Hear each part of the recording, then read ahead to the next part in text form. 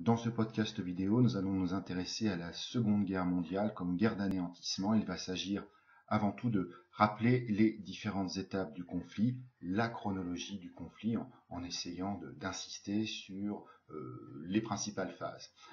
Tout d'abord, rappelons quelques éléments sur le contexte. Le contexte, c'est bien entendu les années 30, et si l'on évoque les années 30, bien entendu, on ne peut que constater la montée en puissance d'un nouveau type d'État qui est l'État totalitaire. Les États totalitaires s'affirment véritablement en Europe, montent en puissance, on pourrait quasiment parler de démocratie assiégée à l'époque.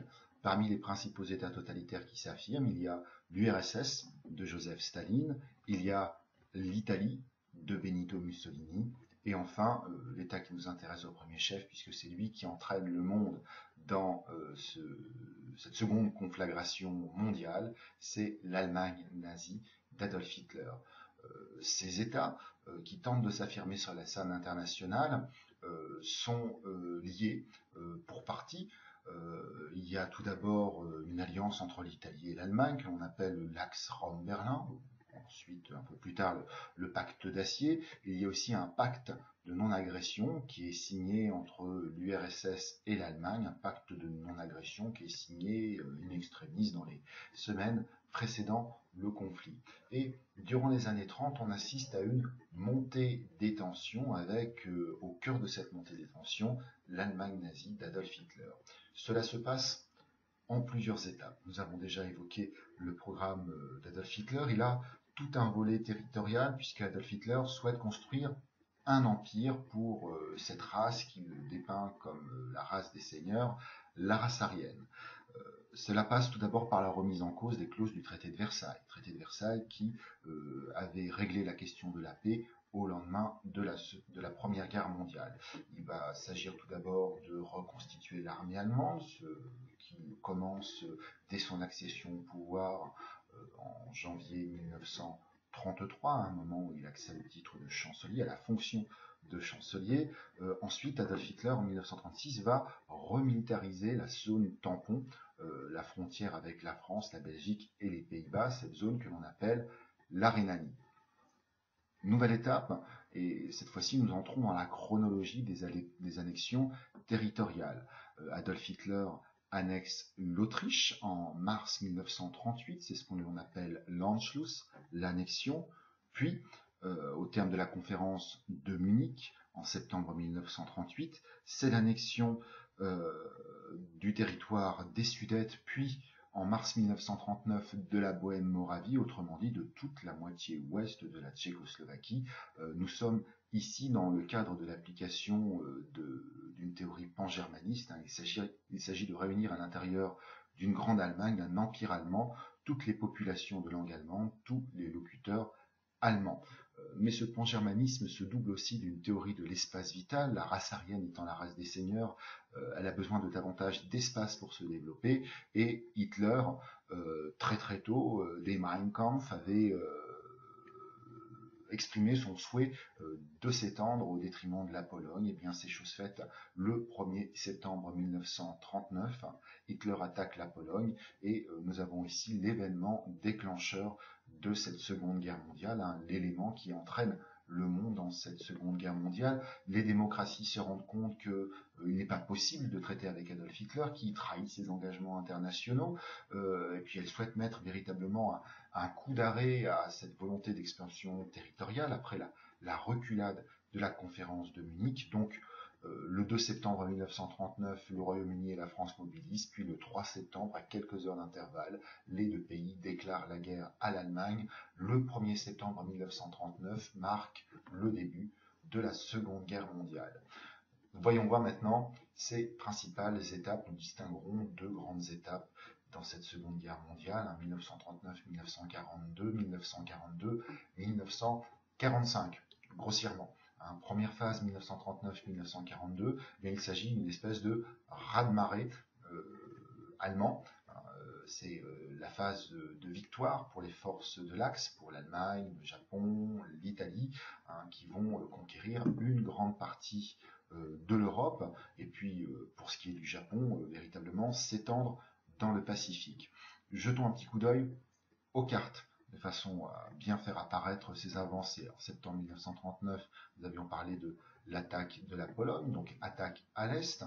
Ensuite, l'Allemagne va se tourner vers les États du nord de l'Europe, notamment vers la Norvège. Il s'agit d'assurer son approvisionnement en matériaux clés, en pétrole, en minerais de fer. Ce sont des matières stratégiques dans le cadre d'un conflit.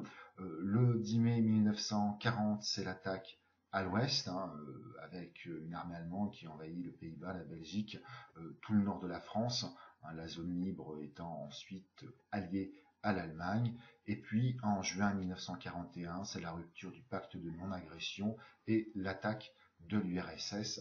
En 1942, on pourrait dire que l'Axe domine très très largement l'Europe. La plupart des États sont soit occupés, soit annexés, soit alliés à l'Axe, et seuls 2 États résistent encore. D'un côté, le Royaume-Uni, qui est confronté à des bombardements incessants. C'est une île qui subit pour toutes les agglomérations de sa partie sud le Blitz, c'est-à-dire des bombardements constants de l'armée allemande. Et puis il y a de l'autre côté l'URSS, l'URSS qui est en mauvaise posture puisque l'armée allemande a avancé à l'intérieur du territoire sur plus de 500 km et les troupes allemandes s'arrêtent aux alentours de 1942 sur une ligne qui relie grossièrement ces 3 grandes agglomérations, Leningrad, Moscou et Stalingrad.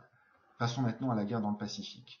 Le Japon est l'acteur principal ici pour ce qui est des forces de l'Axe, un Japon qui, dès les années 30, entre dans une phase d'expansion. Il s'agit pour le Japon de se constituer un empire colonial. Le Japon est une île étroite, avec peu de ressources, une agriculture qui est cantonnée la plupart du temps aux plaines littorales.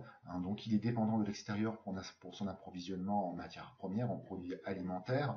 Le plus simple pour le faire à bas coût étant, dans la logique de l'époque, de se construire un empire colonial. Et à partir de 1934, le Japon se lance dans une politique de conquête du littoral chinois, de l'Indochine, puis d'une grande partie de l'Indonésie. Le problème étant que le rempart à l'expansion japonaise dans le Pacifique, c'est bien entendu les États-Unis, et il va falloir, pour le Japon, s'il souhaite poursuivre cette stratégie de conquête, bien éliminer les États-Unis du Pacifique, et c'est ce qu'il tente de faire le 7 décembre 1941, lorsque l'aviation japonaise attaque la base américaine de Pearl Harbor et anéantit une grande partie de la flotte américaine présente dans le Pacifique. Et cet acte signe l'entrée en guerre des États-Unis qui étaient jusque-là plutôt isolationnistes. Et nous en arrivons donc, après le raz-de-marée, à cette année tournant qu'est l'année 1942, tournant à plusieurs titres. Tout d'abord parce que c'est l'entrée en guerre des États-Unis qui vont devenir une force vive.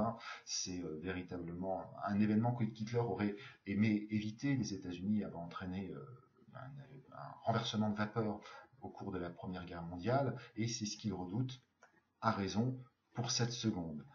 Et puis à partir de 1942, on constate une série de victoires alliées. Alors des victoires tout d'abord en Europe. La grande victoire, c'est Stalingrad. Victoire en Afrique, avec la victoire en Égypte et à El Alamein, qui permet de reprendre une partie du littoral, qui va permettre d'organiser toute une série de débarquements pour reprendre pied sur le sous-continent européen.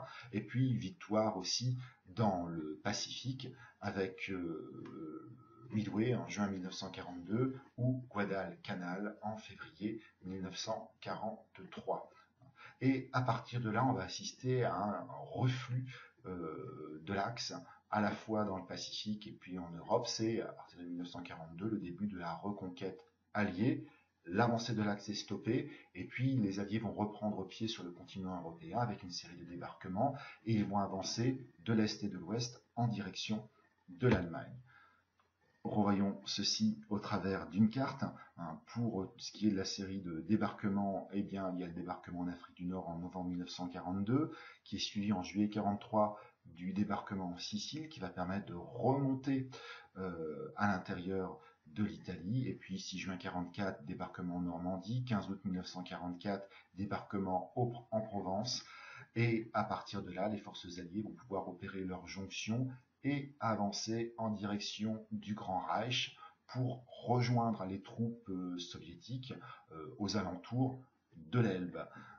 Puisque de l'autre côté URSS, après avoir stoppé l'avancée allemande, notamment à Stalingrad, eh bien, les troupes soviétiques vont progresser, reprendre ce qui avait été perdu sur leur territoire, pénétrer à l'intérieur de la Pologne, et puis enfin, après avoir repris Berlin, opérer la jonction dont je parlais tout à l'heure.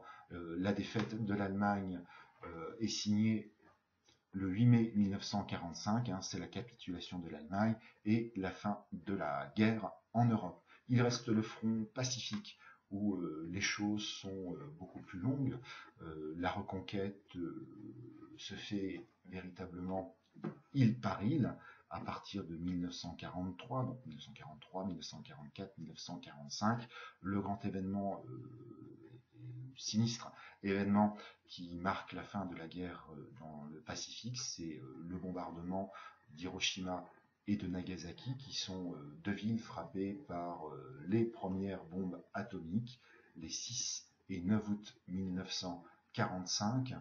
Ces bombes atomiques font à peu près 250 000 morts et entraînent la capitulation du Japon.